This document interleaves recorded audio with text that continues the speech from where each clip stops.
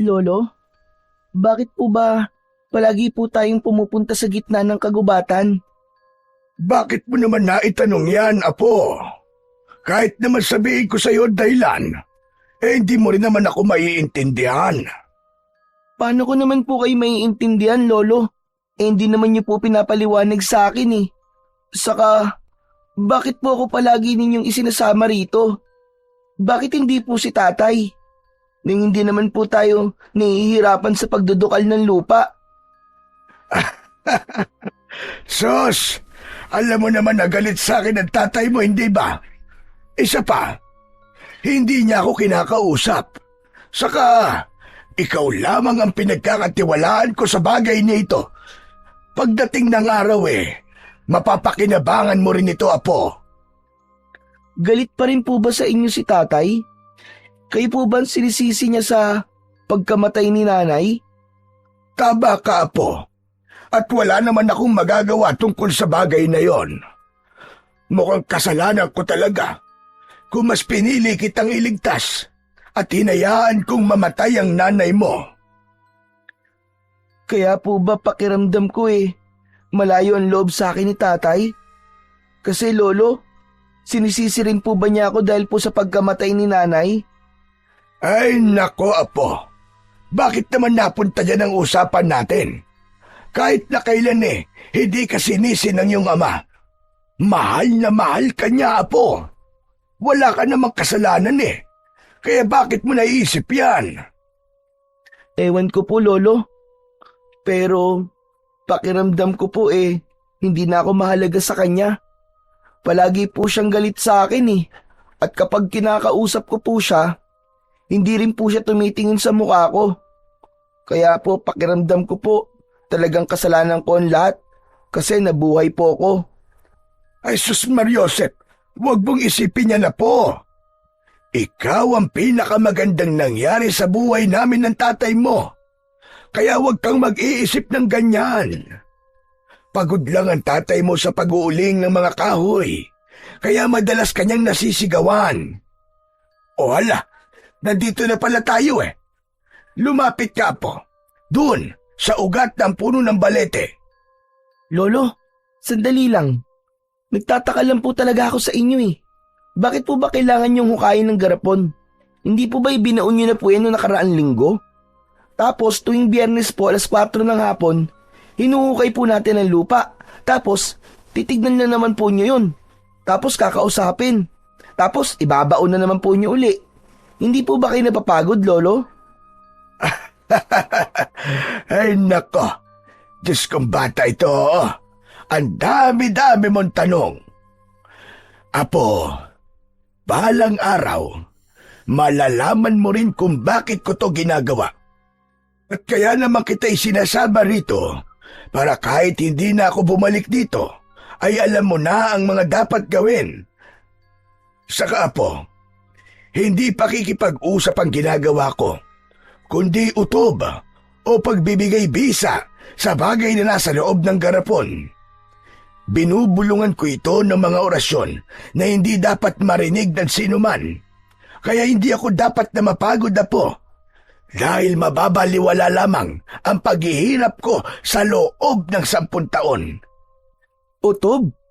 Ano po yun, Lolo? Basta malalaman mo rin, Apo. Kaya sige na, tulungan mo na ako rito, madali ka. Lolo, pampaswerte po ba yan? Kaya hindi niyo po sinasabi sa akin kung ano po ang laman yan? O baka isang ginto para magkapera po tayo? Pagkatapos bibili po tayo ng maraming pagkain. Bahay po at saka maraming candy. Saka po maraming magagandang laruan. Nako, hindi, Apo. Para ito sa pagliligtas sa mga tao. Kapag dumating na ang oras ng paniningil ng masasamang elementong nagtatago sa dilim.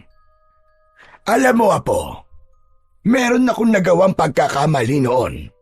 Dahil kailangan kong magdesisyon kung sino ang pipiliin ko. Kaya't hindi maiiwasang magiganti ang taong nagawan ko ng kasalanan. Pero kahit kailan, ay hindi ko pinagsisisihan ang mga nagawa ko. Pero Lo, di ba masama pong gumanti sa mga taong nagkakasala? Oo, Apo. Kaya lang iba ito. At ang garapon na hukay natin ay naglalaman ng isang makapangyarihang bato. Hala, para po palang mga superhero, Lolo. Yung napapanood ko po sa TV. Ang galing. Sige na po, gusto ko na po makita ang laman ng garapon, Lolo. Kulit mo talaga, bata ka. Sinabi nang hindi pa nga ito ang tamang oras para makita mo, Apo. Ay, saka na lang natin pag-usapan ito. Halika, tulungan mo ulit akong magdukal ng lupa. Kanina pa tayo nagkikwentuhan eh. Baka hanapin ka na ng tatay mo. Nako, imposible po yun, Lolo. Nahanapin po ako ni tatay. Tumayo at lumapit ang may 10 taong gulang na si Bibo sa kanyang Lolo Efren. Habang nakaupo ito, malapit sa ugat ng puno ng balete. Halos 2 buwan na nila itong ginagawa at hindi magtatagal ay malapit na niyang malaman kung para saan ba ang garapon na madalas ay ibinabaon ng matanda sa lupa. Ilang minuto lang nilang hinuhukay ang lupa gamit ang pala na bitbit ni Lolo Efren. Saka nito kukunin ang transparent na garapon na may kulay dilaw na likido sa loob. Halatang malapot yon na may nakababad na patay na alakdan. Inilapag ni Lolo Efren ang garapon sa lupa. Pagkatapos ay ipinikit nito ang kanyang mga mata.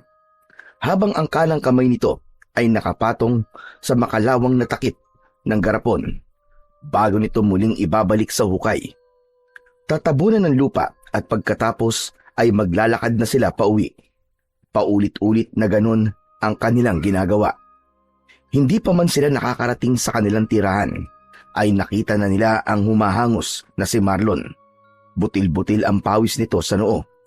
Halatang tumakbo ito para hanapin sila. Kapansin-pansin din ang pamumutla ng labi ng kaibigan. Bago nakatukod ang 2 kamay na nakayuko habang nagsasalita. Mabuti na lang. Nakita ko na kayo, Lolo Efren, Bibo. Kanina ko pa kayo hinahanap eh. Bakit ba, Marlon? May nangyari ba?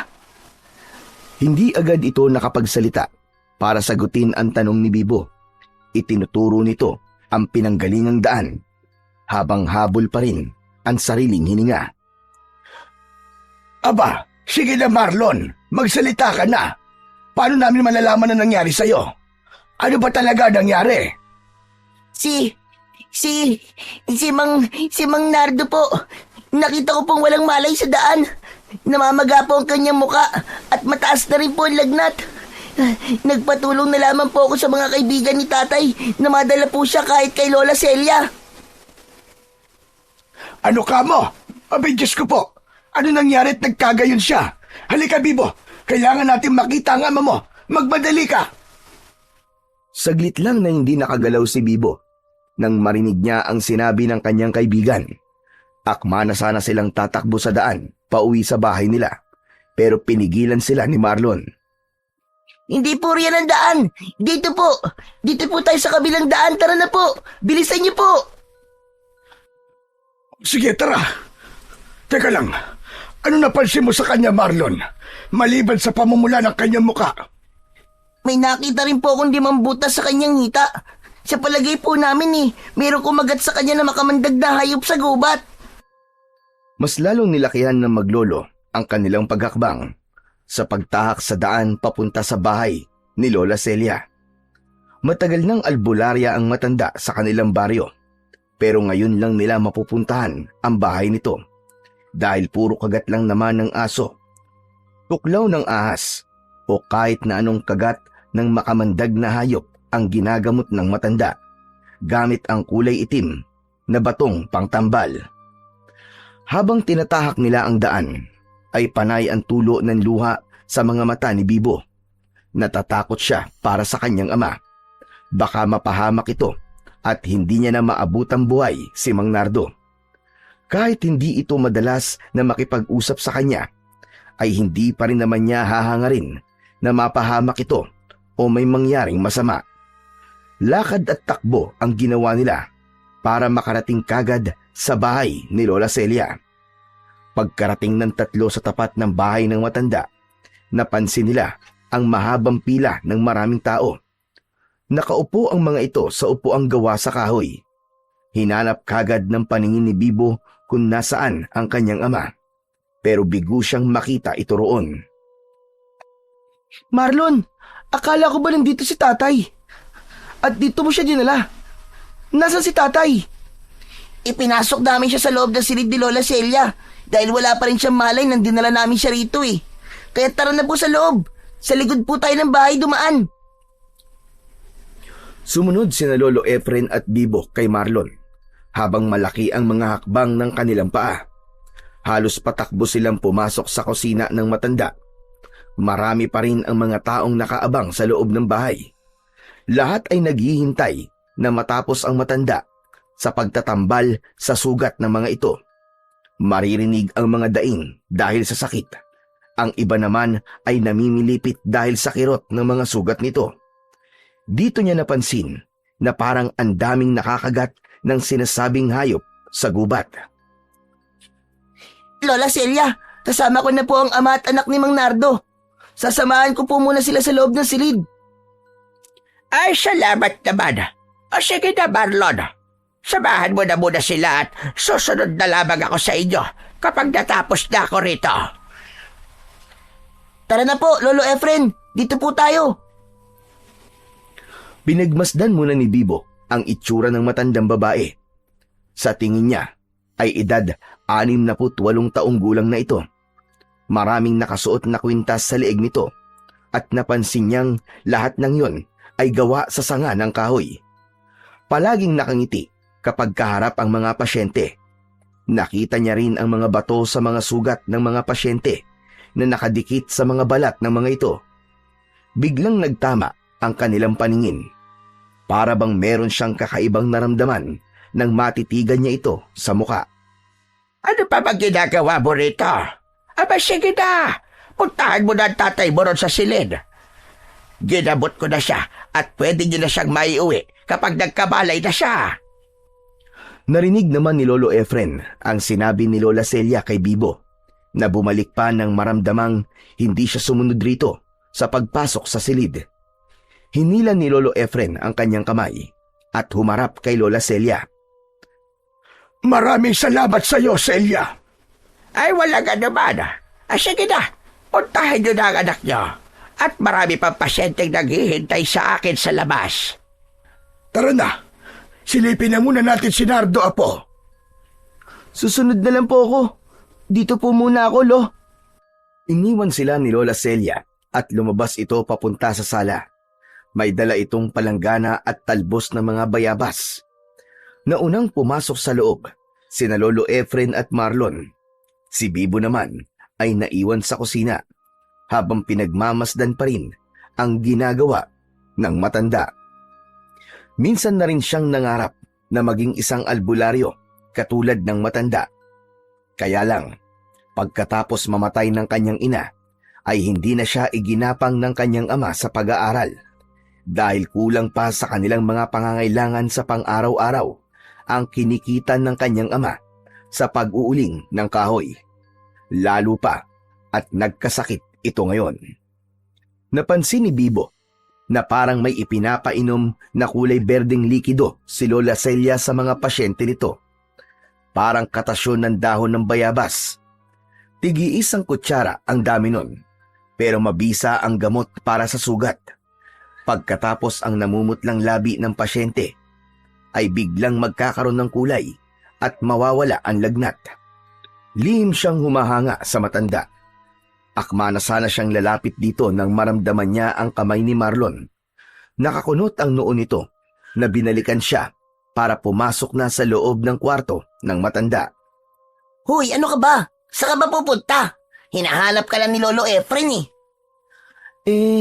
Manunod sana ako sa panggagamot ni Lola Celia eh. Bakit ba? Anong bakit ka dyan? Baka magkabalay na si Mang Nardo wala ka sa tabi niya. Mahalaga pa bang nasa tabi niya ako? Bibo, ano ba? Pambihira ka naman eh. Kailangan pa bang itanong yan? Akala ko ba nag-aalala ka sa kanya. Bakit Marlon? Kumusta na ba siya? wala pa ring malay ang tatay mo. Pero may benda na ang sugat sa hita niya. Grabe, ang taas ng lagnat niya talaga.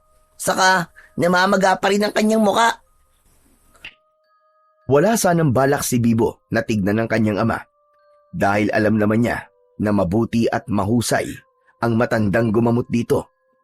Kaya nang marinig niya ang sinabi ni Marlon ay nagmamadali na siyang pumasok sa loob ng silid nito.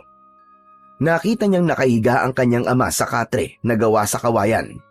Bumundol ang kaba sa kanyang dibdib nang makitang wala pa rin itong malay. Malungkot na nakaupo si Lolo Efren sa tabi ni Mang Nardo. Maya-maya pa ay pumasok na si Lola Celia. Hindi pa rin ba siya nakakabalay? Hindi pa rin, Celia. Saka bakit ganun? Hindi mawala-wala ang lagnat niya. Batay sa nakita ko sugat niya sa hita. Parang naggaling yun sa kagat ng hayop na may mahabang pangil. Pero babaya lang mawawala na rin ang kanyang lagnat.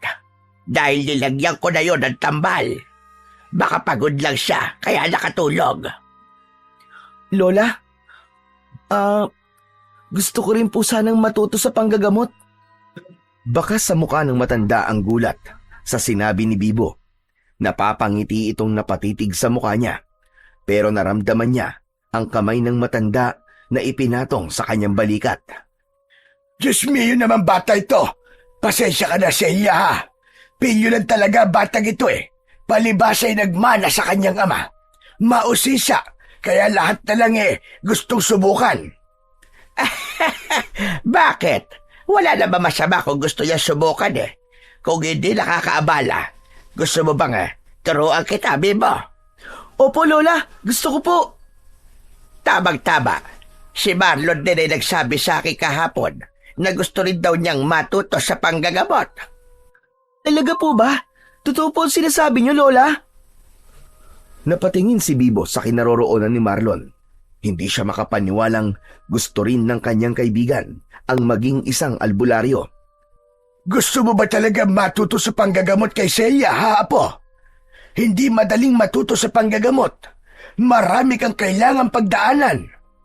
Opo, Lolo. Desidido po ako.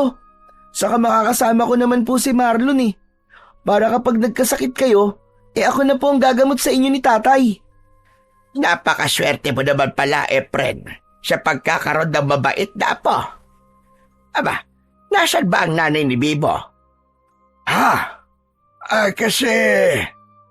Ay, hindi na bale. O paano? Bibo, pangako yan Gusto ko na rin na may mapagpapasahan ako ng aking kaalaman sa pagkagamot. Malayo ang mararating niyong magkaibigan, kaya't ipagpatuloy niyo yan. Mabuti pa si Bibo. Papayagan ni Lolo Efren. Ako po kasi, hindi ko alam kung papayagan po ako ng mga magulang ko Di wag mong ipaalam sa kanila. Nako, mali yun, Apo. Walang respetong anak ka kapag hindi ka nagpaalam sa magulang mo. Teka, nasabi mo na rin ba ito, Apo, kay Nardo? Po? Nakong bata ka. Alam ko lang ibig sabihin ng pamimilipit ng mga kamay mo. Mas makabubuting magpaalam ka muna kay tatay mo. Aba, baka sa akin pa siya magalit.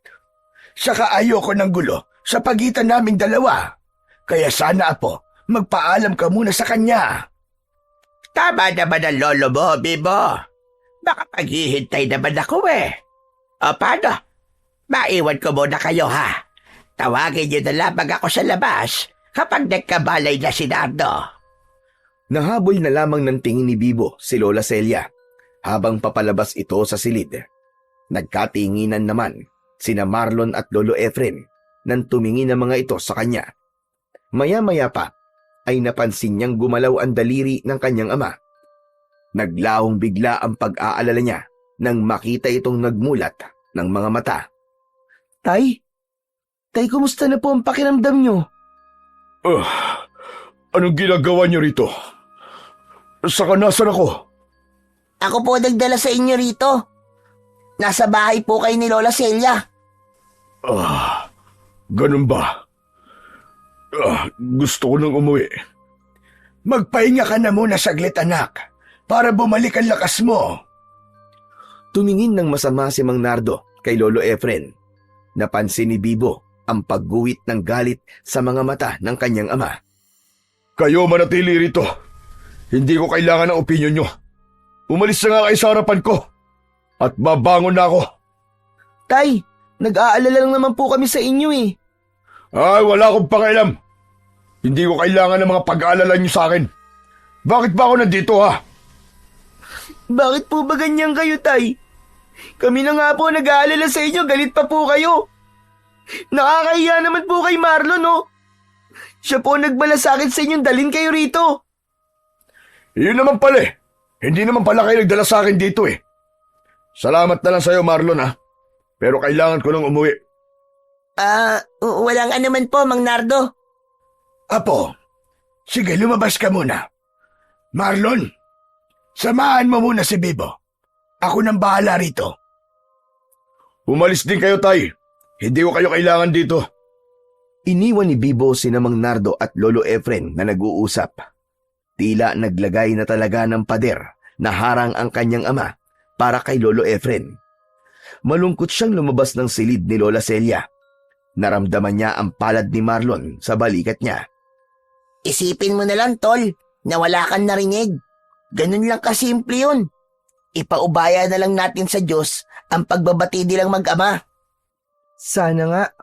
Pero Marlon, hindi ko pa rin maiwasan ang hindi malungkot para kay Lolo eh. Di ba matanda na siya? Ang dapat sa kanya hindi nalulungkot ng ganun. Lalo pat nasa ibang bahay sila.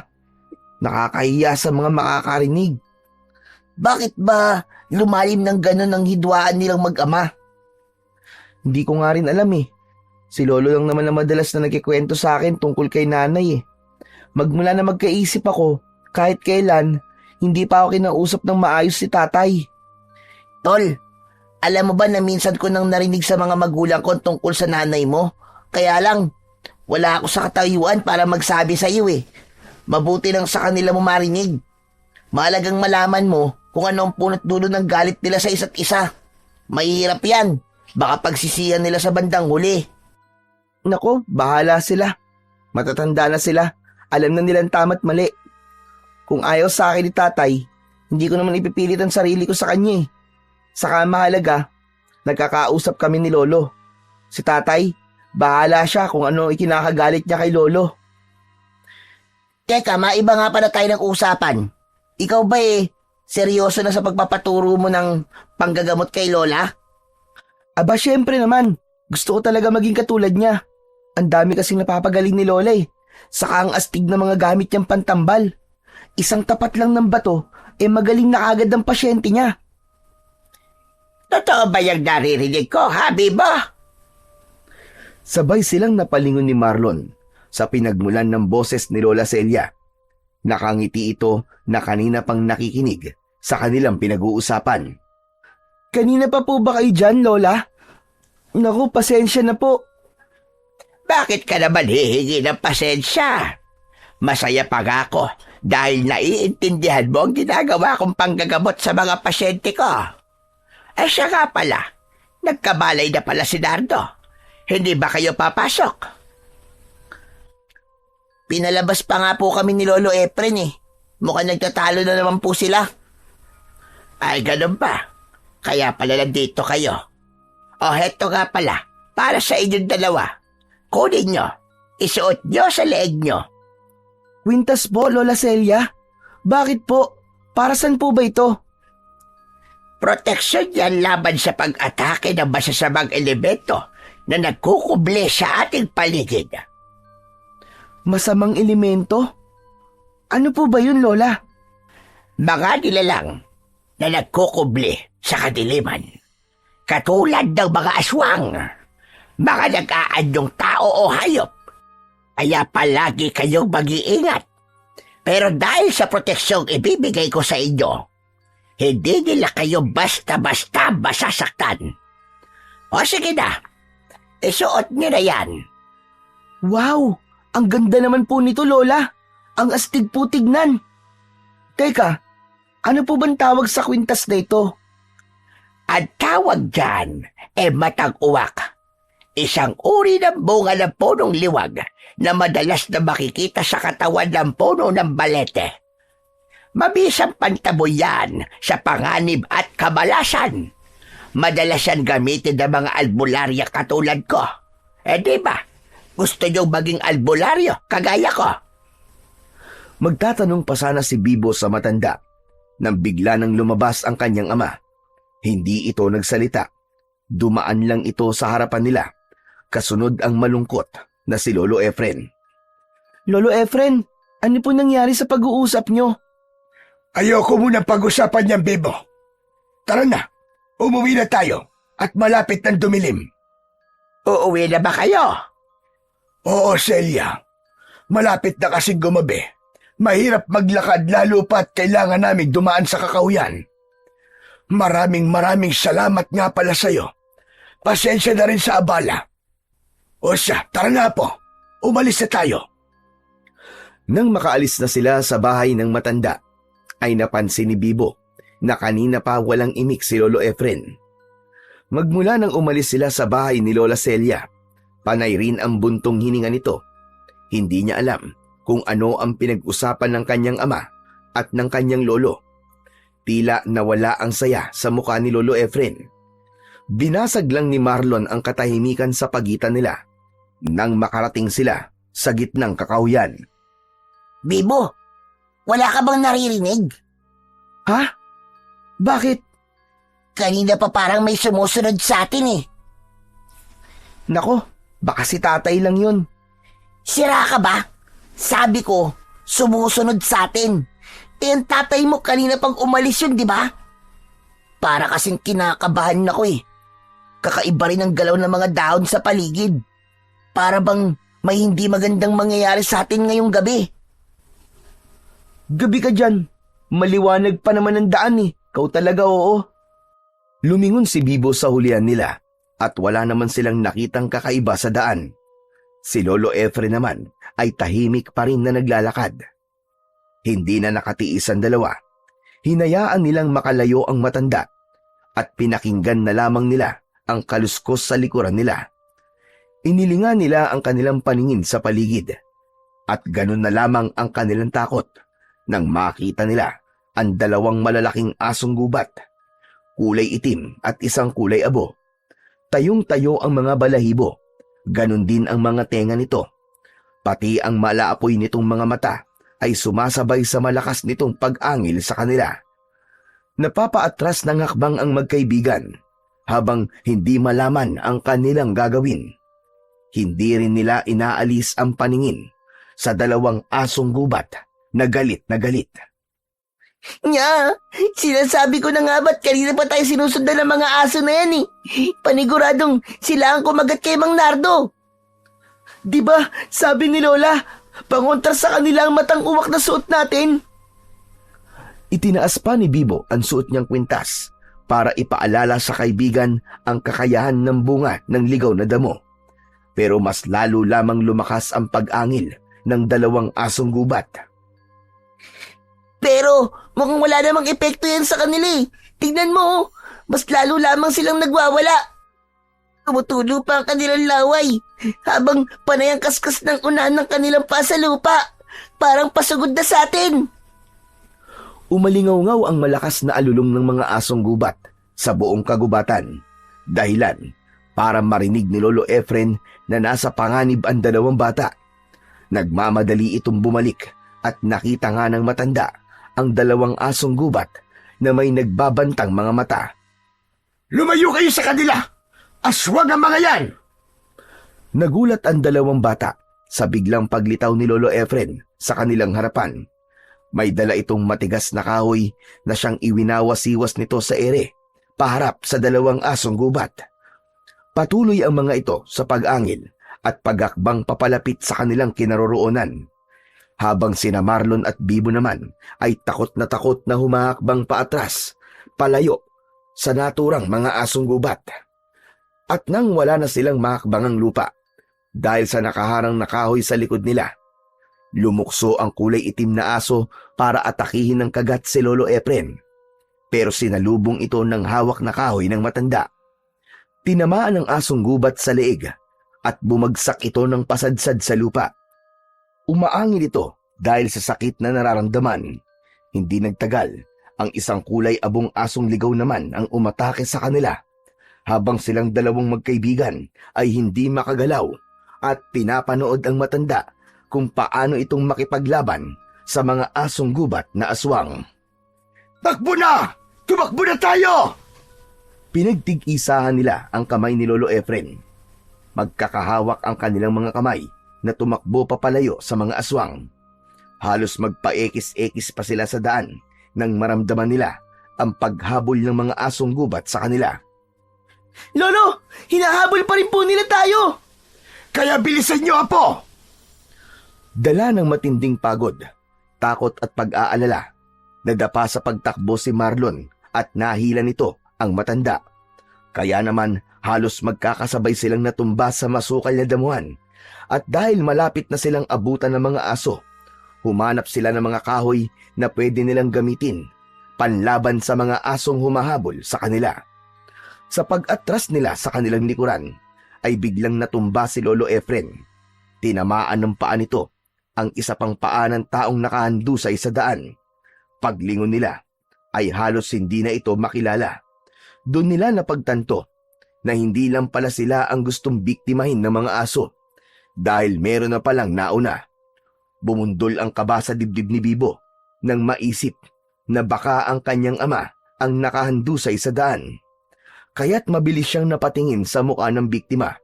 Nakahinga lang siya ng maluwag nang makitang hindi yon ang tatay niya. Diyos ko! Nagsisimula na naman ang paglaganap ng kadiliman sa baryong ito. Sinasabi ko na nga ba? At babalik sila! Babalik siya! Sino po, Lolo? Sino po yung babalik? Lolo, nariyan na ulit ang dalawang asong gubat. Ano pong gagawin natin? Muling sumulyap si Bibo sa itsura ng biktima sa kanilang likuran. Tila natuyo ang balat nito at parang naging isang patay na kahoy. Ang kalahating katawan ay nagmistulang uling dahil sa pagkasunog. Matindi ang sinapit na pagpapahirap sa katawan ng biktima at hindi malabong mangyari na sapitin din nila ang nangyari sa lalaking yon. Kaya maigpit niyang hinawakan ang napulot nilang kahoy at itinutok yon sa harapan, kung saan ay patuloy na umaangil ang dalawang asong gubat na gusto silang katayin. Dahan-dahan ang mga ito na humahakbang papalapit sa kanilang kinatatayuan. Nakangising nakabuka ang bibig. Talasan niyo ang inyong mga mata. Huwag kayong pakakagat sa kanila. Lolo, hindi po kaya napahamak na rin po si tatay? Huwag naman sana, Apo. Sige, huwag din yung aalisin ang paningin niyo sa dalawang asong yan. Kung hindi, papatayin nila tayo. Hindi pa man natatapos sa pagsasalita si Lolo Efren, ay sumugod na sa kanila ang kulay itim na aso. Lumukso ito sa gitna nilang tatlo at nakagat nito sa braso si Marlon. Napasigaw ang kanyang kaibigan nang dahil sa labis na sakit. Iwinasiwas ng aswang ang ulo nito habang nakakagat pa rin sa kamay ni Marlon. Nabitiwan ni Marlon ang hawak niyang kahoy. Kaya naman, lumapit si Bibo at magkakasunod na pinaghahampas ang ulo ng asong gubat. Maya-maya pa ay tumalon naman ang isa pang kulay abong asong gubat para sakmalin sa braso si Bibo. Naramdaman na lamang niya ang pagbaon ng pangil sa kanyang laman at halos mapaihi siya sa shorts ng dahil sa sakit. Nilampasan na mga ito si Lolo Efren at sila lang dalawa na magkaibigan ang inatake ng mga ito. Lolo, tulungan niyo po kami! Aray! Ang sakit! Lolo, tulong! Kahit anong gawin nilang pagpupumiglas laban sa kagat ng mga asong gubat na aswang, ay hindi sila makaalis. Para silang mga nakagapos sa pangil ng mga aswang. Lumapit si Lolo Efren at isa-isang pinagsususuntok ang mga ulo ng mga asong gubat. Sakalang binitiwan ng mga ito ang kanilang braso. Bumagsak sa lupa ang magkaibigan, habang ang dalawang asong gubat naman ay patuloy na nakatayo sa kanilang harapan, habang tumutulo ang malapot nitong laway na may kasama pandugo. Kasunod ang muling pag-atake ng mga ito. papalapit sa kanilang kinaroroonan. Saktong paglukso ng mga asong gubat, ang pagtama naman ng tig-isang bato sa mukha ng mga ito. Bumagsak ang mga aswang sa damuhan. Nang lingunin nila ang pinagmulan ng bato, ay nakita nilang nakatayo si Lola Celia. Halatang tumakbo ito para habulin sila. Nang muli silang tumingin sa gawin ng mga asong gubat, nakita nilang bahag na ang buntot ng mga ito at kumaripas ng takbo, papalayo sa kanila. Hanggang sa naglaho ang mga ito sa madilim na bahagi ng kakahuyan. Diyos ko, nakagat kayo sa braso. Halik kayo at gagamutin ko kayo. Hindi na kailangan, Celia. Dati rin naman akong albularyo, kaya ako na ang gagamot sa kanila. Pero Lolo, kay Lola Celia na lang po ako magpapagamot para hindi na po kayo mahirapan. Wala nang nagawa si Lolo Efren kung hindi ang hayaang umalis sina Marlon at Lola Celia. Sakalang naramdaman ni Bibo ang pananakit ng kanyang sugat sa braso.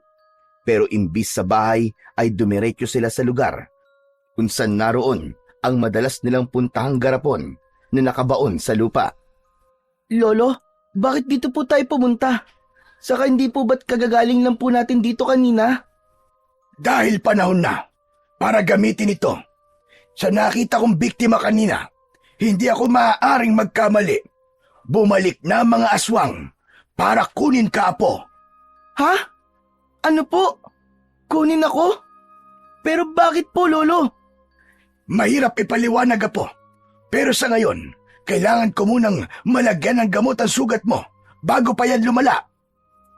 Sinabi niyo po kanina na aswang po ang umatake sa amin ni Marlon. Anong klaseng aswang po sila, Lolo? Ang dalawang asong gubat na yon ay dating tao. Sila ang tagapaghanap ng mahahawaan ng pagiging aswang sa pamamagitan ng pagkagat sa braso at hita. Sila ang mga aswang na kung tawagin ay aswang na bakoro, kalahi ng mga tiktik. Lolo, ano pong mangyayari sa makakagat po nila? Hindi magtatagal, mawawala sila sa kanilang mga sarili. At wala nang ibang susundin kundi ang kanilang pinuno. Kaya kung hindi kagad nagamot ni Celia ang sugat sa hita ng tatay mo, sigurado kong matutulad ang iyong ama sa lalaking nakahandusay sa daan kanina. Ngayon ko lang naintindihan kung bakit maraming tao ang biglang inatake ng mga asong gubat. Nagsisimula na siyang humanap ng gagawin niyang hukbo. Pero bakit po, Lolo? Sinasabi niyo pong ako ang kailangan nila. At sabi niyo pa bumalik na sila para magasik ng lagim. Dahil ang mga nilalang na yon ay mabilis magparami. Kukuha sila ng batang gagamitin nila para sa pag-aalay sa pulang buwan. Bago ang pagsapit ng piyesta, ang lahat ng mga mayahawa ng aswang ay pipila na parang prosesyon. Tandaan mo, Apo, mapanganib kung makukuha ka nila. Mamamatay na muna ako bago sila magtagumpay. Gagawin ka nilang supremo ng mga aswang. Ano? Supremo ng mga aswang? Alam po ba ni tatay ito, Lolo? Sa simula't simula ay wala nang pinaniniwalaan ng iyong ama.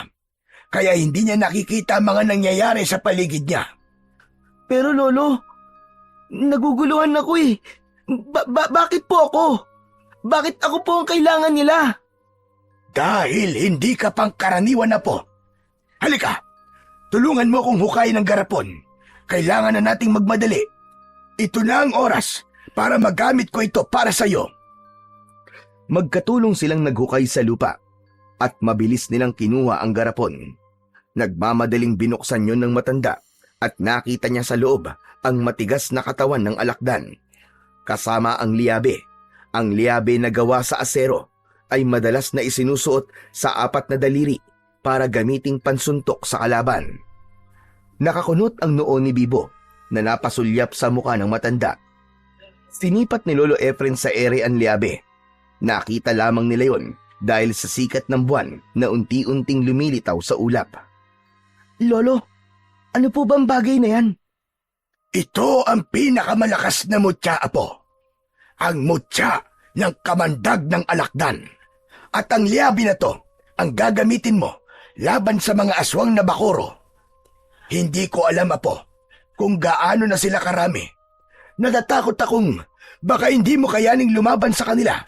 Kaya gumawa ko ng mutya na magagamit mo laban sa kanila. 10 taon nang nakalilipas. Magmula ng isilang ka, ay nakabaon na ang mutyang ito sa lupa na malapit sa ugat ng balete. Dahil naniniwala ako na kapag malapit ito sa balete, ay magkakaroon din ito ng immortal na kapangyarihan. Hindi ko po kayo naiintindihan, Lolo eh. Bakit kailangan kong lumaban sa kanila?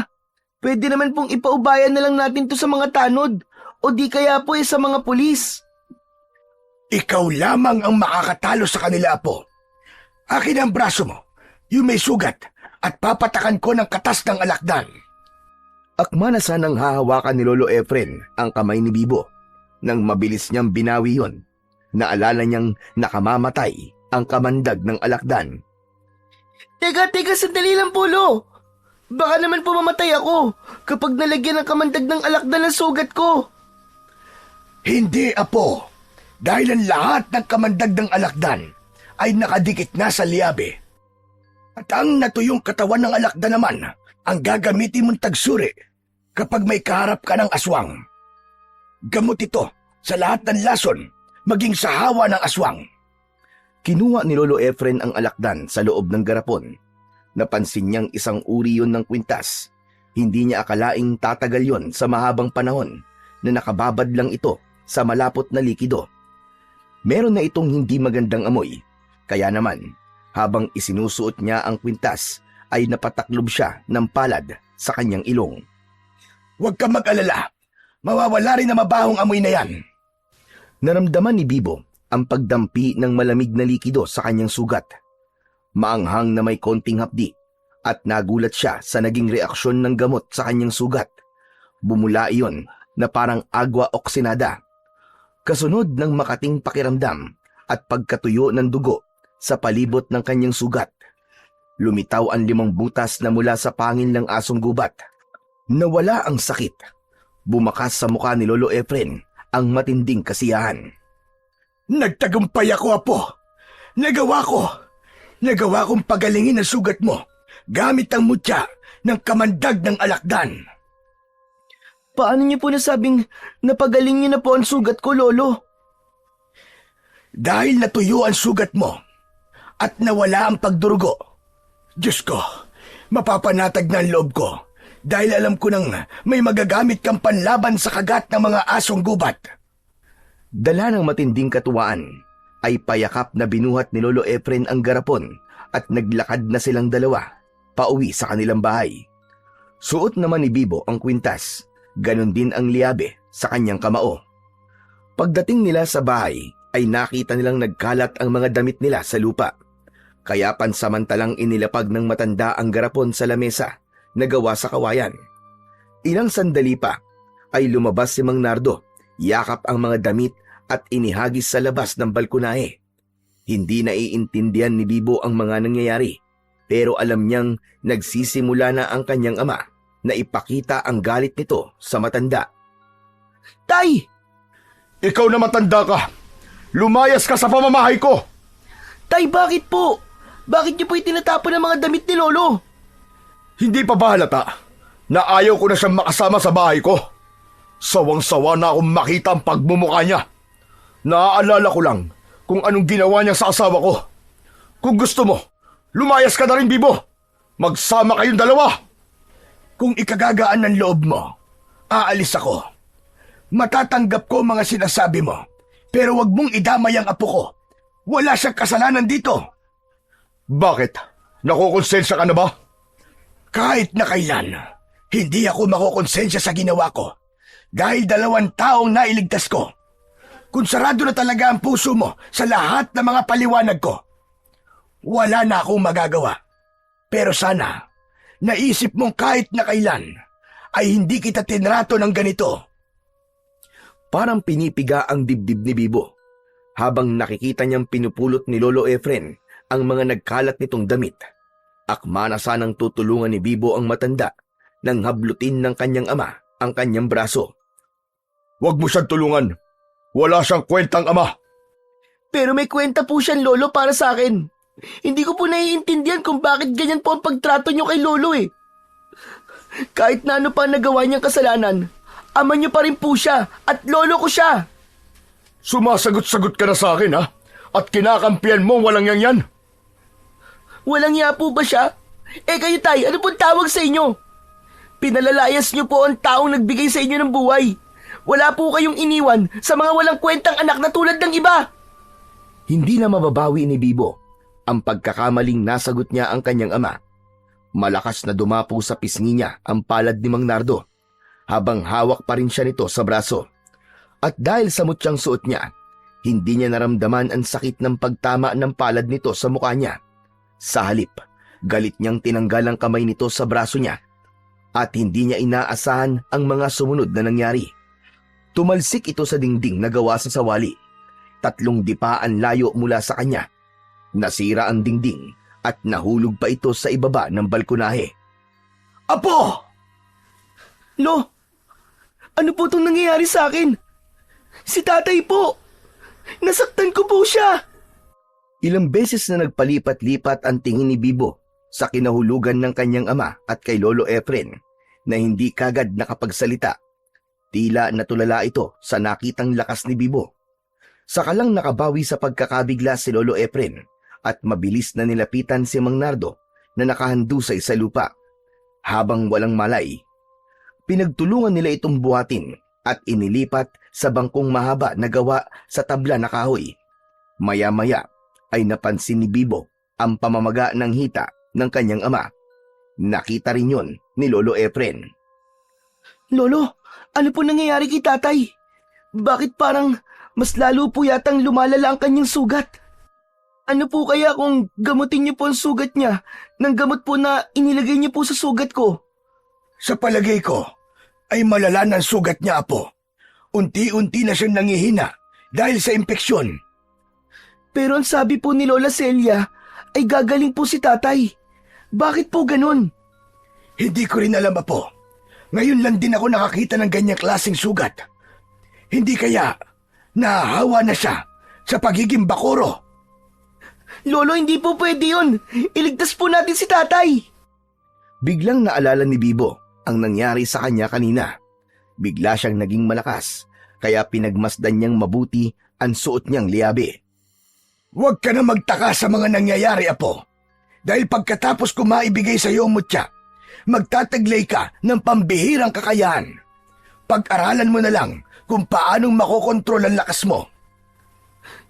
Pero ayaw ko po sa mutya, Lolo. Munti ko na po masaktan si tatay. Tignan niyo po ang nangyari sa kanya. Bigla po siyang nawalan ng malay dahil sa ginawa ko. Sa palagay ko, hindi yun dahil sa lakas mo, Apo, o sa mutya. Nangyari ito dahil sa kumakalat na lason sa kanyang katawan. Lolo, natatakot po ako. Baka po mamatay si tatay. Akala ko pa naman po matutulungan kami ni Lola Celia. Bakit po parang mas lalo lamang po siyang lumalala? Hindi kasalanan ni Celia, Apo, kung bakit nangyayari ito sa ama mo. Nakita mo naman na ginawa niya ang lahat para magamot ang sugat ni Nardo. Marami rin siyang natulungang may sakit. Iba lang talaga ang tungkol sa epekto ng kagat ng asong gubat sa katawan niya. Sa tingin ko baka napasukan ng dumi ang sugat niya. Kaya siya nagkaroon ng impeksyon. Maluwaluwang napasulyap si Bibo sa nakahiga niyang ama. Halos magdamag niyang binantayan si Mang Nardo. Si Lolo Efren naman ay hindi umalis sa tabi ng anak.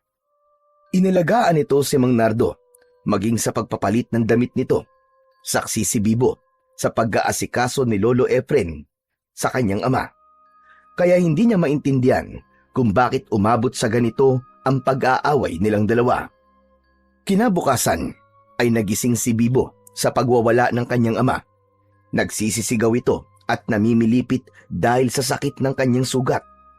Panay ang pagmumura nito ni hindi niya magawang lumabas para harapin ang kanyang ama. Nag-aalala siyang baka maalala nito ang ginawa niya, kaya nagkasya na lamang siya sa pakikinig sa nangyayari sa labas. Lumayas ka sa harapan ko! Hindi mo kailangan ng tulong mo! Nagugutom ako. Ang sakit ng sugat ko. Kailangan ko ng pagkain. Bigyan mo ako ng pagkain. Pero ibinigay ko na ang lahat sa'yo. Marami ka ring itinapong pagkain dahil sabi mo hindi mo gusto ang lasa. Ano ba nangyayari sa'yo, Nardo? Hindi sapat ang pagkain na yan. Ang gusto ko atay. Sariwang atay. Ihanap mo ako ng atay! Hindi na nakatiis si Bibo nang marinig niya ang sinabi ni Mang Nardo. Lumabas siya ng kanyang kwarto. Nang makita siya ng kanyang ama na nakatayo sa harapan nito, bigla itong sumiksik sa ilalim ng upuan. Halata ang takot sa mga mata nito. Ilayo niyo siya! Ilayo niyo siya! Ilayo niyo ang batang yan sa akin! Diyos ko, anak! Ano ba nangyayari sa'yo? Hindi ko na alam ang gagawin sa'yo, anak! Lolo, bakit nagkakaganyan po si tatay? Alisin niyo siya sa harapan ko! Alisin niyo ang batang yan sa harapan ko! Apo, sige na. Lumabas ka na muna. Tawagin mo si Celia. Papuntahin mo siya rito, magmadali ka. Kasabay ng pagsasalita ni Lolo Efren, ang muling pagbagsak sa sahig ni Mang Nardo. Nawalan ulit ito ng malay. Tumakbo palabas ng bahay si Bibo para puntahan si Lola Celia. Halos hindi lumapat ang kanyang mga paa sa lupa dahil sa pagmamadali para sunduin ang matandang albularya. Pagdating niya roon ay nakita niyang papalabas pa lang ng bahay ang kaibigan niyang si Marlon. Nagtataka ito sa biglang pagsulpot niya sa bakuran ng matanda. Itinago na muna niya ang liyabe sa kanyang bulsa. Sakto naman ang paglabas ni Lola Celia sa pintuan. Nakita siya nito at kaagad na lumapit sa kanya. Bibo, anong ginagawa mo rito? Kumusta na ang ama mo? Lola Celia, tulungan niyo po si tatay. Nakikiusap po ako. Ang taas po kasi ng lagnat niya eh. Saka naghahanap na po siya sa amin ng hilaw na atay. Yun daw po ang gusto niyang kainin. Natatakot na po kami ni Lolo. Tulungan niyo po kami. Talagang gano'n na mangyayari sa kanya. Ngunit mamayang gabi, gaganda na ulit ang pakiramdam niya. Epekto kasi yun ng gamot na ipinainom ko sa kanya. Si Marlon nga nilalagnat na rin. Pero normal lang sa kanya ang pagtaas ng temperatura ng katawan dahil may sugat siya. Maganda naman ang pakiramdam ko sa itinapal na daon sa sugat ko, Bibo. Kaya baka dahil lang yun sa pagtaas ng temperatura niya sa katawan. Hindi lang masabi ni Bibo na bakit kakaiba ang paraan ng panggagamot ni Lolo Efren sa kanya at hindi niya naranasan ang mga sintomas na kagaya ng iba. Bigla niyang naalala ang tungkol sa suot nilang kwintas ni Marlon. Lola, kagabi po, inatake po kami ng aswang. Akala ko po pangontra po sa masasamang elemento ang suot naming matang uwak. Pero bakit napahamak pa rin po kami? Sino bang may sabi sa inyong mga aswang sila?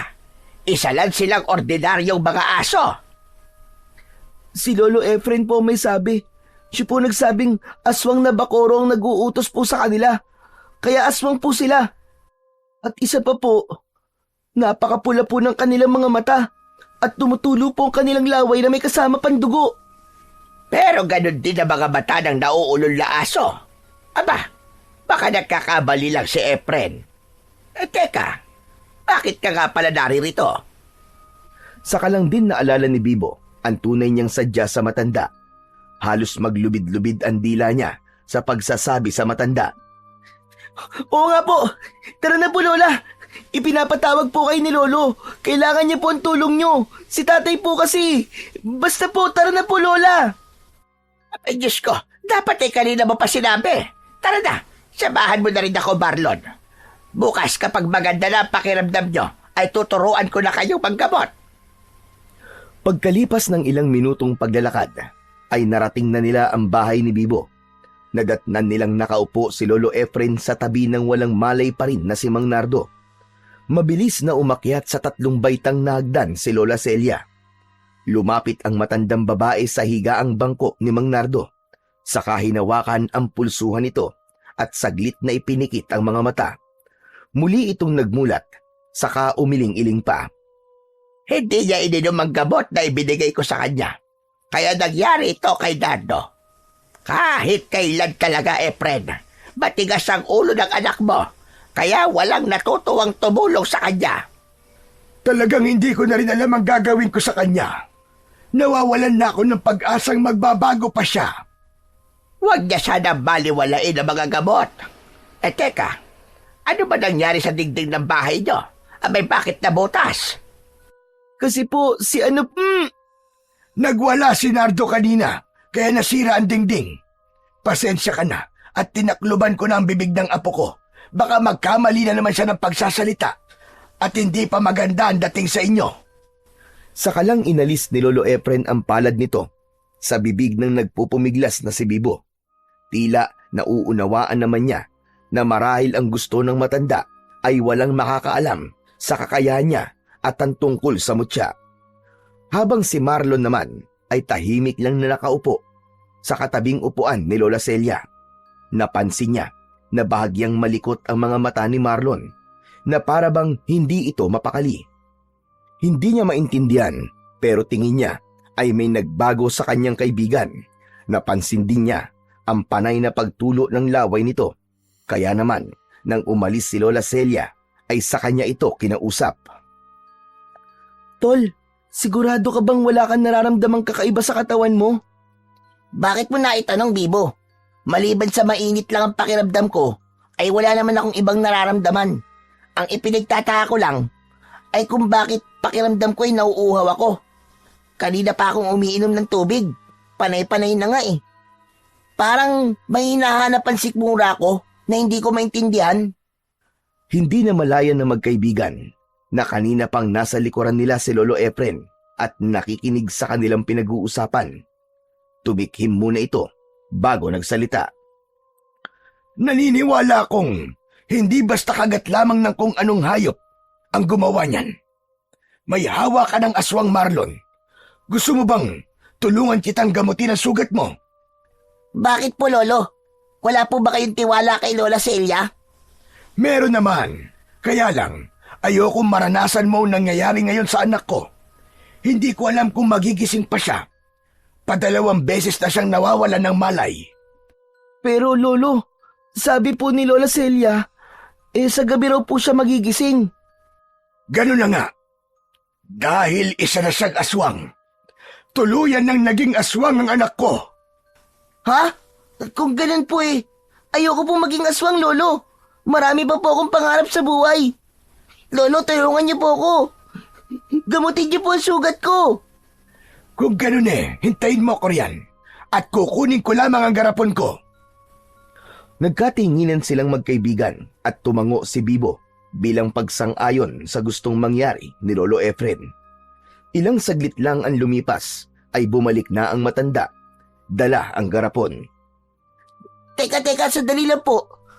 Bakit kakaiba po ang kulay niyan? Huwag ka mag-alala, Marlon. Nasubukan ko na ang bisa ng gamot. Hindi siya maapdi na kagaya ng ibang likido na inilalagay sa mga sugat. Wala namang mawawala kung susubukan mo Tila nagdadalawang isip si Marlon kung magpapalagay pa ito ng gamot sa sugat nito. Pero sa huli ay pumayag na rin. Pinatakan ni Lolo Efren ang sugat ni Marlon at nagulat din ang kanyang kaibigan nang biglang bumula ang likido at natuyo ang dugo sa palibot ng sugat ni Marlon. Hala! Ang galing Saka parang nawala ang sakit ng sugat ko. Sayang lang talaga at hindi na nito magagamot si tatay. Umaasa na lamang kami sa kakayahan ni Lola Celia. Bakit hindi niyo subukan? Kung mapapagaling naman ito si Mang Nardo. Malay niyo po, kahit papano mabawasan ang sakit na kanyang nararamdaman. Nagkatinginan sina Lolo Efren at Bibo dahil sa narinig nito mula sa kaibigan. Bago sila sumulyap sa nakahigang si Mang Nardo. Natutulog pa rin ito. Ganun pa rin ang itsura. Mapula ang muka at namamaga ang hita. Nakita ni Bibo na tumayo si Lolo Efren at lumapit ito sa kanyang ama bago susulyap-sulyap sa dalang garapon. Tumabi ito ng upo sa lalaki, saka pinatakan ng likido ang sugat ni Mang Nardo. Lahat sila ay nagulat sa biglang pagbangon ng kanyang ama habang sumisigaw.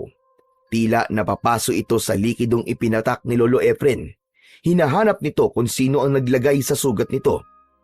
At gulat na gulat ang matanda nang bigla itong sinakal ni Mang Nardo. Napansin din nila ang pangingitim ng palibot ng mga mata ng kanyang ama. Anong ginawa mo sa akin? Papatayin mo ba ako? Tay, tama na po! Bitiwan niyo po ang leg ni Lolo! Papatayin ko siya! Papatayin ko matandang ito! Gigil na masinigpitan pa nito ang pagkakasakal sa leeg ng matanda. Kaya wala nang nagawa si Bibo, kundi ang tulungan si Lolo Efren. Nilapitan niya ang mga ito at ubod lakas niyang tinanggal ang kamay ng kanyang ama sa leeg ng kanyang lolo. Nagulat din si Marlon nang makita nito ang lakas ni Bibo. Bumagsak si Mang Nardo sa sahig at mabilis na bumangon. Dala ng matinding takot ay tumakbo ito sa labas ng kanilang bahay, papunta sa masukal na kagubatan, hanggang sa tuluyang naglaho ito sa kakawyan. Lolo, sundan po natin si tatay! Baka kumapano po siya! Parang hindi niya na ako nakikilala, Apo. Anong gagawin natin? Diyos ko, bakit nangyayari ito sa anak ko? Lolo, mangyayari din po ba sa akin na nangyari kay Mang Nardo? Hindi, Marlon. Dahil kahit paano nawala na ang hawa ng aswang sa katawan mo. Ang ipinagtataka ko lang, bakit hindi sila nagagamot ng herbal ni Celia? Maging ng kanyang tambal. Imposible. Kasi nakikita ko naman na napapagaling niya ang mga taong nagpapagamot sa kanya. Baka hindi po talaga niya alam na may aswang po sa lugar natin, Lolo. Kasi sabi po niya kanina, ang 2 aso raw po na umatake sa atin kagabi ay mga nauulol na aso lamang po at hindi isang nilalang na nagtatago sa dilim. Wala pong alam si Lola Celia. Iba po ang pagkakakilala niya sa aswang. Kaya siguro, kampante lang siya ng gagamot sa kanyang mga pasyente. Kasi habang ginagamot niya po ako, ay napagaling naman po niya ang ibang mga nakagat ng asong gubat eh. Kailangan humingi na talaga tayo ng tulong sa kanya. Teka, si Mang Nardo po ba? Hindi natin siya susundan? Hahanapin ko siya. Ibabalik ko siya rito. Sasamahan ko po kayo, Lolo. Hindi na, Apo. Dahil may ipapagawa ko sa inyong 2 ni Marlon. Pumunta kayo sa bahay ni Celia. Bantayan niyo siya. Matyagan niyo ang kilos niya. Bibo, kailangan ko ang tulong mo, Apo. Pakiramdaman mo ang suot mong mutya. Kapag uminit ang suot mong kwintas, ibig sabihin nun, may aswang sa paligid mo. Ibig sabihin, Lo, hindi pa po aswang si tatay. Kasi wala pa po akong nararamdamang pag-iinit ng mutya. Aswang na ang ama mo, kaya imposibleng hindi mag-init ang suot mong mutya. Patingin nga ako. Inilabas ni Bibo ang kanyang suot na mutya at nakita rin yun ni Marlon, kaya nagtaka ito. Pero mas nagtaka si Lolo Efren dahil ang naipakita ni Bibo ay ang matang uwak na ibinigay sa kanila ni Lola Celia. Saan mo nakuha ito, Bibo? Ibinigay po sa amin ito ni Lola Celia. Si Marlon po, binigyan din po siya nito. Bakit po, Lolo? Isa itong matang uwak na kayang magkontrol sa kapangyarihang taglay ng ibang mutya na may mabuting epekto sa katawan ng tao. Pero bakit kayo binigyan ito? Hubarin ninyo, alisin nyo sa leeg ang kwintas na yan. Ginagamit yan ng mga aswang na bakoro para malaman ng kanyang alagad kung sino ang sunod na bibiktimahin. Hanggat hindi tayo nakakasigurado, kailangan nyong bantayan ang kilos ni Celia. Ano po nangyayari, Lolo? Hindi ko na po maintindihan. Saka ko na lamang ipapaliwanag. Sige na, hahanapin ko pa ang iyong ama, Bibo. Tandaan mo ang mga ibiniling ko sa inyo. Mabilis na tumakbo si Lolo Efren papunta sa kakawyan sa direksyong pinasukan ni Mang Nardo. At dahil tanghaling tapat ay malinaw nilang nakikita ang daan at walang banta ng aswang kung sakaling pumunta sila sa bahay ni Lola Celia. Ano ba kasi nangyayari, Tol? Hindi ko masasagot ang tanong mo, Marlon eh. Kailangan na muna nating magpanggap. Anong gagawin natin sa kwintas na ibinigay ni Lola sa atin? Ako na muna magtatabi niyan, tara na. Sumunod ka na sa akin at huwag ka magpapalata sa matanda nang hindi tayo mahuli. Pagkatapos maihanda ni Bibo ang kanilang mga kakailanganin, ay nilisan nila ang loob ng kanilang bahay at naglakad na papunta sa bahay ni Lola Celia. Pagdating nila sa tapat ng bakuran ng matanda, ay napansin nilang mas dumami ang nagpapagamot dito. Lahat ay sugat na nilikha ng 2 asong gubat at napag-alaman pa nila na buong gabi raw umatake ang 2 yon sa baryo. Kaya mahaba ang pila sa bahay ng matanda na halos umabot na sa labas ng bakuran nito. Sa kusina sila dumaan at marami ang nakita nilang nakahiga sa katre. Walang mga malay ang iba, habang ang ilang pasyente naman ay nagkikikisay ang katawan dahil sa sakit ng sugat ng mga ito. Pagtungtong ni Bibo sa pintuan ay nagsimula ng uminit ang kanyang suot na mutya. Makahulugan siyang napatingin kay Marlon. Tumango ito bilang pagsang-ayon sa naiisip niyang gawin. Hinawakan niya ang pinatuyong alakdan sa kanyang dibdib. Kasunod ang palihim niyang pagsuot ng liabe sa kanyang kamao. Bago niya binalutan ng panyo para hindi ito mapansin ng mga taong naroroon. Anong sunod na gagawin natin? Abala pa si Lola Celia sa panggagamot sa kanila. Tamang-tama, Marlon. Magtatago lamang tayo sa loob ng kanyang silid. Dun, sa luma niyang aparador.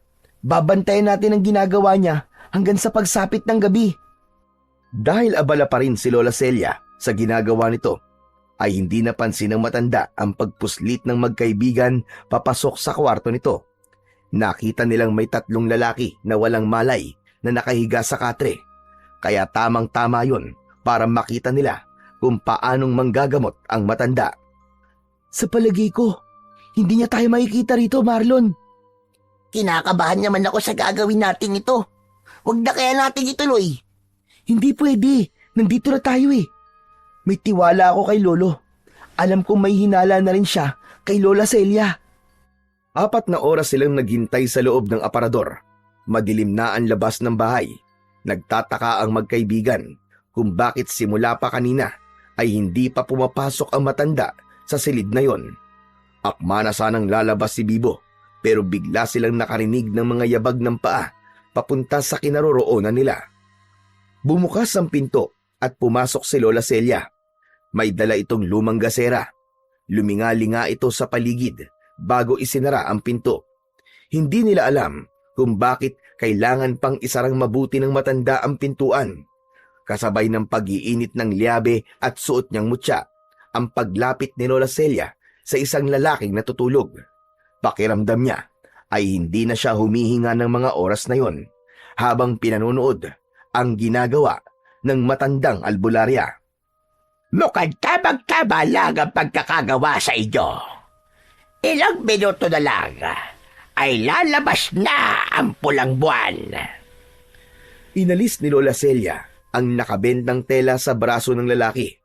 Maya-maya pa ay napansin nilang unti-unting nagbago ang anyo ni Lola Celia.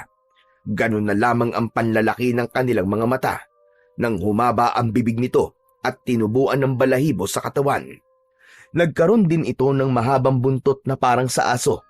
Ang tayong-tayo nitong tenga ay tila nakadagdag sa nakakatakot na itsura ng aswang. Diyos ko! Anong klaseng nilalang yan? Si Marlon na hindi nakapagsalita sa kanyang tabi ay tila nanigas din ang tuhod. Lalo na nang yumuko ang nilalang sa sugat ng biktima at matagal itong sumubsob sa braso ng lalaki. Dinig na dinig nila ang paglagok ng aswang sa dugo ng pasyente. Hindi pa ito nasiyahan. Lumapit pa ito sa kabilang katre. Yumuko din ito doon at ganun din ang ginawa sa isa pang lalaki. Sinipsip nito ang dugo sa pamamagitan ng mga sugat nito sa katawan. Halos masuka si Bibo sa kanyang mga nakikita. Maya-maya pa ay mabilis na lumabas ng silid si Lola Celia. Naging isang mabangis na asong gubat ito, kasunod ng malalakas na kaluskos papalayo sa bahay. Diyos ko, kung ganun totoong aswang si Lola Celia. Saan kaya siya pupunta? Kaya pala uminit ang suot kong mutya. Pagtungtong ko pa lamang sa pintuan. Dahil lahat sila ay mga aswang na, Marlon. Kailangan malaman ito ni Lolo Efren. Kaya siguro hindi ko nararamdaman ang pag-iinit ng mutya nung una ko siyang makaharap. Ay dahil nakokontra ito ng matang uwak na ibinigay niya sa atin. Wala tayong kamalay-malay, Bibo, na matagal na pala tayo niloloko. Pati na mga tao rito sa atin. ang buong akala nila ay isa itong totoong albularya. Kung ganun nasa panganib si Mang Nardo. Baka mapahamak pati si Lolo Efren. Prangka na sanang lalabas ng aparador ang magkaibigan nang biglang bumangon ang mga pasyente ng matanda. Tila wala ang mga yon sa sarili habang naglalakad ang 3 pasyente palabas ng bahay patungo sa kakawyan. Bilog na bilog ang kulay ng pulang buwan kaya malinaw nilang nakikita ang daan habang nakasunod sa mga ito. Saan kaya sila pupunta? Sa palagay ko, may tumatawag sa kanila. Ang mabuti pa sundan muna natin sila. Sumabay sila sa mga naglalakad habang tulala na tinatahak ang daan papunta sa kagubatan. Hindi siya makapaniwalang tumigil ang mga ito sa tapat ng punong balete na pinagbaunan nila ng garapon. Pagdating nila roon ay saka sila nagtago sa makapal na halamang gubat at hinintay ang pagdating ng pinuno ng mga ito. Bibo, si Mang Nardo, kasama rin sa pila ng mga pasyente ni Lola Celia. Teka, bakit parang wala na sila sa kanilang mga sarili? Hinaan mo lang ang boses mo, Marlon. Baka marinig nila tayo. Kung hindi pala ako pubayag na gamutin nyo, marahil isa na rin ako sa kanila ngayon. Kaya mas lalo tayong dapat mag-ingat. Ililigtas natin ang mga biktima. Hindi ko alam na ito na pala ang sinasabi ni Lolo Efren na piyesta ng mga aswang. Kaya hanapin nila ako bilang alay sa pulang buwan. Ano? Hahanapin ka? Anong pinagsasabi mo? Tsaka anong alay? Basta, tara na. Mamaya ako nakikwento sa'yo. Magagaan ang akbang ng mga paa na mas lumapit pa ang dalawa sa kinaroroonan ng mga aswang. Maya-maya pa ay naramdaman nilang may humila sa kanilang kamay. Paglingon nila ay nakita nila si Lolo Efren na may hawak na lubid. Salamat at walang nangyaring masama sa inyo. Inatake ako ng mga halimaw kanina. Ang tatay mo, Apo, hindi na siya makakabalik sa dati. Tuluyan ng kumalat ang lason sa kanyang katawan. Isa na siyang aswang na bakoro. Lolo, wag niyo pa sabihin yan. Makakaligtas po si tatay. Natuklasan na po namin ang totoong pagkatao ni Lola Celia. At isa nga po siyang aswang na bakoro. Kaya nga hindi ako nagkamali sa mga hinala ko. Magsasalita pa sana si Lolo Efren nang bigla nilang napansin na sa kanila na pala nakaharap ang mga aswang. Lahat ng mga naging pasyente ng matanda ay biglang nagsaaso.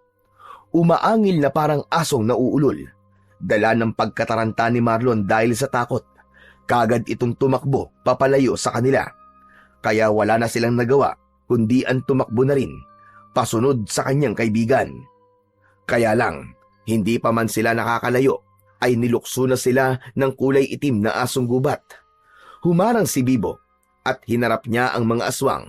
Parang may kung anong malakas na enerhiya ang gumapang sa kanyang buong katawan.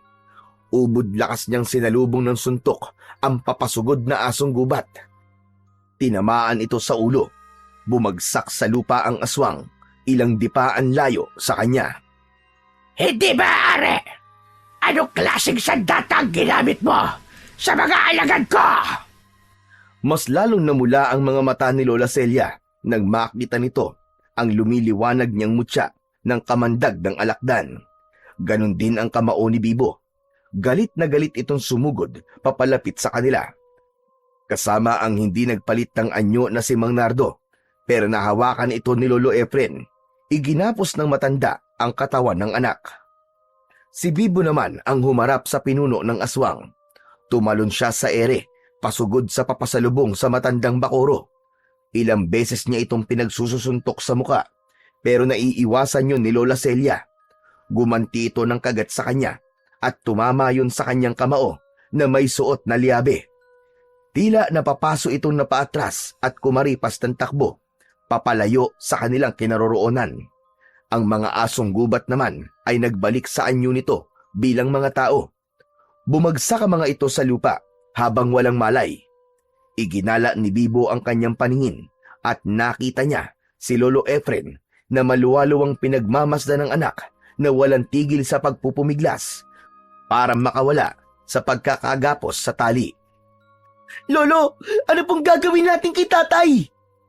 Mas makabubuti na yung nakatali siya para hindi siya makapanakit ng tao. Si Marlon, kailangan mahanap natin siya. Baka makuha siya ni Celia. Ngayon na lang nagiging malinaw sa akin ang lahat kung sino talaga ang matandang yon. Ano pong ibig niyo sabihin, Lo? Ito na ang tamang oras para malaman mo ang tungkol sa totoong naging hidwaan namin ng iyong ama.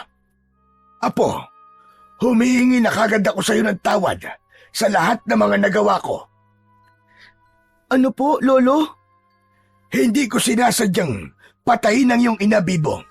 Ginawa ko lang yon para iligtas ka. Hindi naniwala sa akin ang iyong ama na isang aswang ang iyong ina, isang anak ng bakoro, at dahil mahal na mahal ng tatay mo ang nanay mo, hindi siya naniwala sa akin. Lolo, bakit niyo po ginawa yun? Bakit niyo po pinatay si nanay? Hindi totoong minahal ng nanay mo si Nardo. Kahit ikaw, Apo.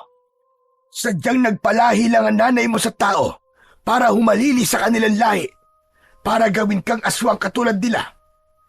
Hindi ako makapapayag na maging isa kang aswang, kaya gumawa ko ng gamot na magtatanggal sa iyo ng pagiging lahing bakoro. Ginamit lang kayo ni Leta. Binuhay ka niya para sa kanyang pansariling interes. Kahit na ano pa po sabihin niyo, Lo, nanay ko pa rin po ang pinatay niyo.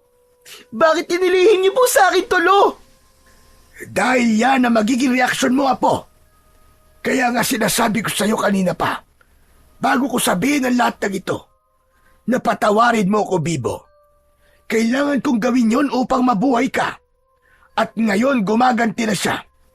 Hindi ko alam kung kailan siya nagsimula ng pagpaparami ng ukbo para patayin ako at bawiin ka. Sino po, Lolo? Si Celia.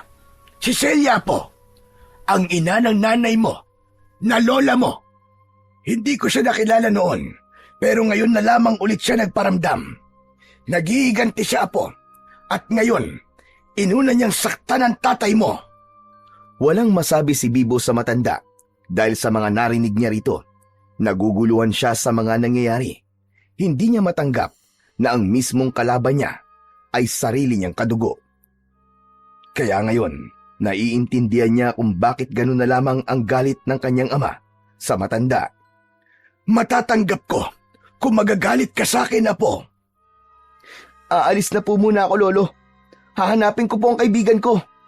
Apo, sandali. Hindi pa tayo tapos mag-usap. Wala na po tayong dapat pag-usapan. Naniniwala akong may sarili po kayong dahilan kung bakit niyo po yung ginawa. Hayaan niyo po muna ako mapag-isa. Malalaki ang mga hakbang ng paa na tumakbo papalayo si Bibo. Malakidlat ang bilis niya sa pagtakbo at sa ilang minuto ay nakarating kagad siya sa bahay ni Lola Celia. Nalibot na niya ang buong bahay nito pero walang palatandaan na naroroon si Marlon. Bumundol ang kaba sa kanyang dibdib nang makita ang ilang patak ng dugo sa damuhan sa loob ng bakuran ng matanda. Sinundan niya ang bakas ng dugo at halos matulala siya nang makita niya si Marlon, buhat ng taong asong gubat. Lola Celia! Ano ginagawa niyo? Tulong, Tol! Tulungan mo ako! Pakawalan niyo ang kaibigan ko! Bitiwan niyo siya! Kung ayaw niyo pong tayong dalawa maglaban! Niloko niyo kami, Lola Celia! Ang taas pa naman po ng respeto namin sa inyo! Tumayo ang aswang at inihagis si Marlon malapit sa kanyang paanan. Nakita niya ang malalim na sugat nito sa tiyan. Nanginginig ang buo niyang katawan dahil sa galit at kahit kadugo pa niya ito, kailangan niya ng wakasan ang pagiging halimaw nito. Alam ko darating ang araw na tuluyan mo kaming tatalikuran. Pinatay ng lolo mo ang anak ko at ilang taon ako nagtiis. Naghintay ako ng tamang pagkakataon para makaganti sa kanya. Sumama ka na sa akin, Apo!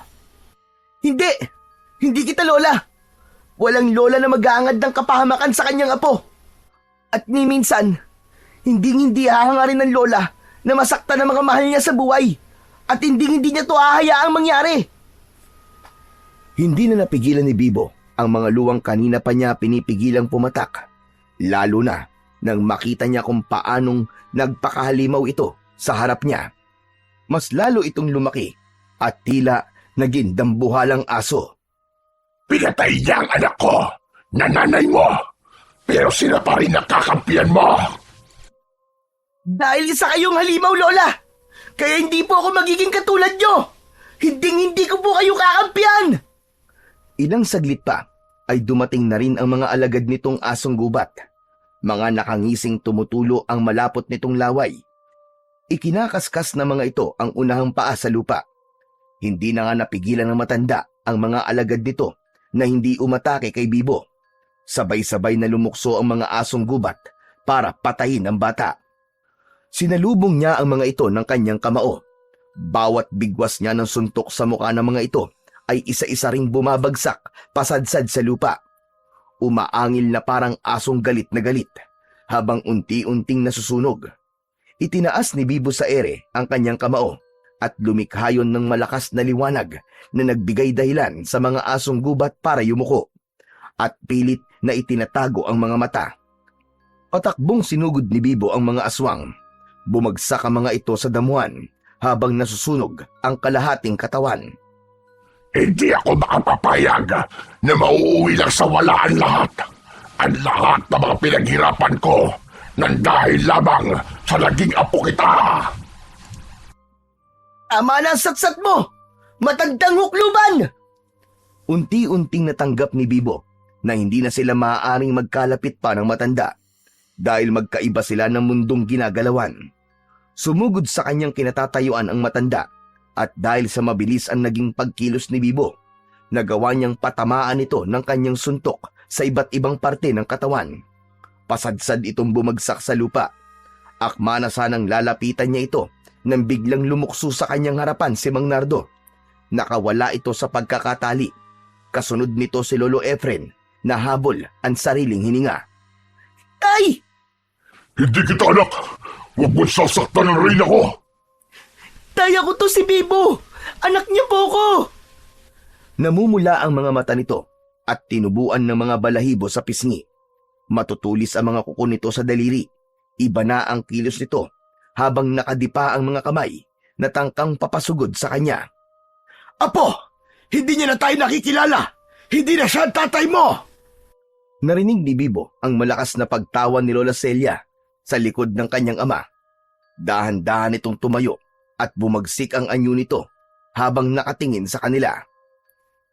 Heto na ang magiging katapusan mo, Efren. Sa lahat ng ginawa mo sa aking anak, hindi ka pala kontento. Pati ang apo ko ay inilayo mo rin sa akin. Lolo, umalis na po kayo rito! Tulungan niyo po si Marlon! Sugatan po siya, Lolo! Pero, paano ka, Apo? Kaya ko po ito, Lolo!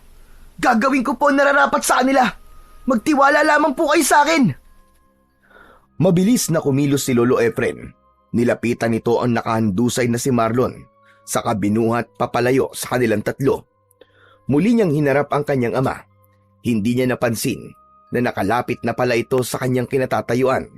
Kaya paglapit nito sa kanya, ay nakalmot na siya kagad sa kanyang dibdib. Dumikit ang dugo sa kamay nito. Imbis na siya ang masaktan, tila ito pa ang namimilipit dahil sa sakit. Hawak nito ang kamay habang sumisigaw. Kitang-kita niya kung paanong napaso ang kanyang ama sa dumikit na dugo sa kamay nito. Anong nangyayari? Bakit ang init? Nakakapaso! Hindi ko na kaya ang sakit! Bumagsak sa lupa ang kanyang ama at dala ng kanyang pag-aalala ay nilapitan niya kagad ito, pero bigla siyang nilundag ng kulay itim na asong gubat. Kasunod ang kulay abong aso. Ito ang dalawang alagad ni Lola Celia na pinagmulan ng mga sugat ng kanyang ama. Mabilis niyang nailagan ng mga pag-atake ng mga ito. Halos manlaki ang mga mata ni Lola Celia nang sa pagsuntok ni Bibo sa katawan ng kulay itim na asong gubat ay lumubog ang kanyang kamao. Nabutas ang tiyan ng asong gubat at bumagsak ito sa lupa at nagmistulang kahoy ito sa sobrang tigas dahil nasunog ang katawan nito. Ano nangyayari? Paano mo yun nagawa? Bakas sa mukha ng aswang na Bakoro ang takot nang makita ang kakayahan ni Bibo. Nanlalaki ang mga mata nitong nakatingin sa nakahandusay na asong gubat. Maya-maya pa ay sumugod naman sa kanya ang kulay abong asong gubat. Isang malakas na sipa ang pinakawalan niya na tumama naman sa mukha ng aswang. Pasadsad itong bumagsak sa lupa. Sinundan niya pa yon na pagtuon ng kanyang tuhod sa sikmura nito. "Mamamatay ka na ngayon! Halimaw ka!" Sa pag-angat ng kamao ni Bibo sa ere, ay tila nabalutan ito ng malakas na kulay dilaw na liwanag sa mismong liyabe. Pagbagsak ng kanyang kamao sa kulay abong asong gubat, ay kitang-kita ni Bibo ang pagbaon ng kanyang kamao sa tiyan at dibdib nito. Kumupi ang tiyan nito hanggang sa sumuka ng dugo at nagkikikisay ang katawan na parang nakukuryente. Tumayo ng tuwid ang bata at hinarap ang mismong pinuno ng mga aswang na nasa anyong dambuhalang aso. Habang naiisip niya na hindi niya na mababago ang kanyang tadhanang silang dalawa ng matanda ang maglalaban para sa kaligtasan ng nakararami. Susugod na sana si Bibo sa matanda nang biglang nagsalita si Mang Nardo. Kalmado na ito. Wala na ang bakas ng pagiging aswang sa kanyang ama. Anak, huwag mo siyang labanan. Hindi niya alam ang kanyang ginagawa. Tay! Kayo na po ba yan? Nakikilala niyo na po ba talaga ako? Oo, anak. Nawala ang hawa ng pagiging aswang ko nang malagyan ako ng dugo mo. Totoo po ba, Tay? Napayakap si Bibo sa kanyang ama at nag-unahang maglandas ang mga luha niya sa kanyang pisngi. Gumanti ito ng yakap sa kanya bago ito humarap sa aswang na si Lola Celia. Hindi! Hindi ako makakapayag na maging masaya kayo habang ang aking anak ay matagal niyang naaagdas na bangkay. Katarungan para kay Leta. Igaganti ko siya! Pasigaw na sumugod ang aswang na Bakoro, papalapit sa kanilang mag-ama. Malakas na itinulak ni Mang Nardo si Bibo. Ito mismo ang humarap sa matanda. Tinamaan ng dambuhalang aso ng kalmot si Mang Nardo sa dibdib. Mabilis na tumayo si Bibo para tulungan ang kanyang ama. Saktong pagsugod ni Lola Celia ang pagsalubong ni Bibo sa matanda. Tinamaan ito ng kanyang suntok sa dalawa nitong binti, kaya't pasubsob itong bumagsak sa lupa. Mabilis na nilapitan ni Bibo ang nakahiga niyang ama at inalalayan niya itong tumayo. Binalot ng takot ang buong pagkatao ni Bibo nang makitang isa-isang lumilitaw sa kakahuyan ang mga asong gubat, ang mga biktimang tuluyang nahawa sa pagiging aswang na Bakoro. "Tay, tumakas na po kayo! Kailangan niyong umalis dito!" Anak, hindi kita iiwan. Hindi mo sila kakayanin. Ay, wag po kayo mag-alala. Tutulungan po ako ng mutya ng kamandagdang alakdan na ibinigay sa akin ni Lolo. At higit sa lahat, alam ko pong hindi po ako pababayaan ng Diyos. Halos ipinagtulakan ni Bibo ang kanyang ama para tumakas. Pero hindi umalis si Mang Nardo dahil kitang-kita nila ang pagsugod ng mga asong gubat sa kinaroroonan ni Lola Celia. Wala nang inaksayang pagkakataon si Bibo. Nagmamadali siyang lumapit sa nakadapang si Lola Celia dahil tuluyan nang naulul ang mga asong gubat at maging ang sariling amo ay inatake ng mga ito. Ito ang magiging kapalit kapag sumapit ang pulang buwan na hindi nito naiharap ang Supremo sa tapat ng liwanag ng buwan. Isa-isa niyang dinampot ang mga asong gubat na nakakagat sa braso ni Lola Celia na nung mga oras na yon ay bumalik na sa pagiging tao. Bibo! Wag! Lumayo ka na! Umalis na kayo! Wala akong karapatan para iligtas mo! Patawarin mo ako, Apo! Hindi ka dapat nadamay! Pinilit na tumayo ni Lola Celia at hinarap mismo ang mga sariling alagad. Kahit naguguluhan si Bibo sa mga nangyayari, ay wala na siyang ibang inisip kundi ang iligtas ang kanyang Lola Celia.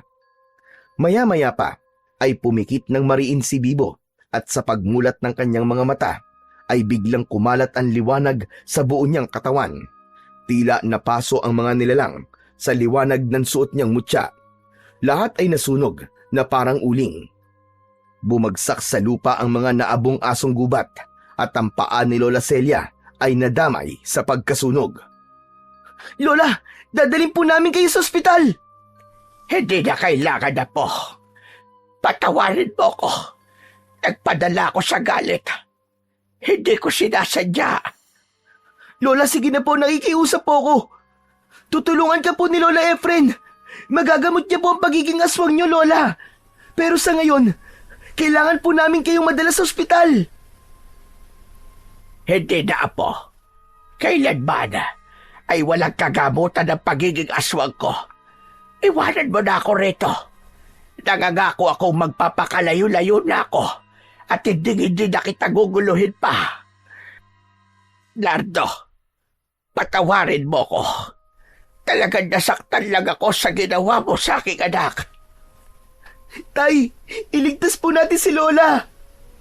Oo anak, hindi natin siya iiwan dito. Yumuko si Mang Nardo at binuhat si Lola Celia.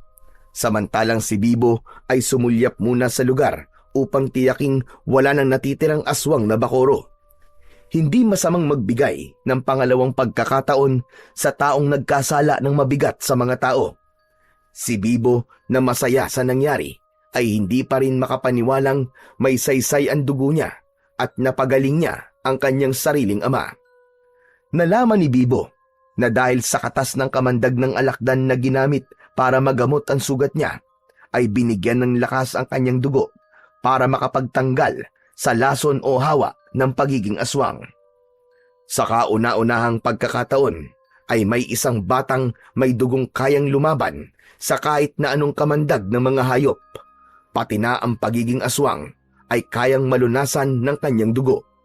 Sa tulong ng mutya ay muling naibalik ang katahimikan sa baryo.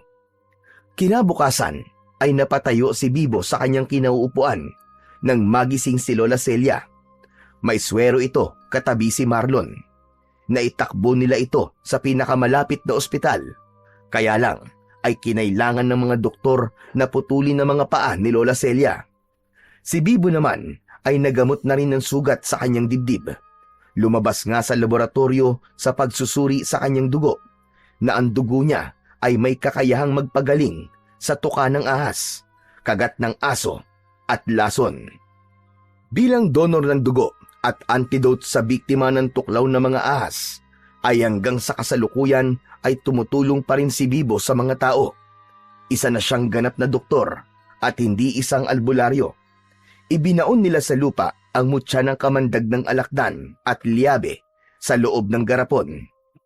Si Marlon naman ay siyang pumalit na albularyo ng kanilang barangay sa tulong ni Lola Celia, habang si Mang Nardo naman ay bumalik na sa pagiging masayang ama para kay Bibo.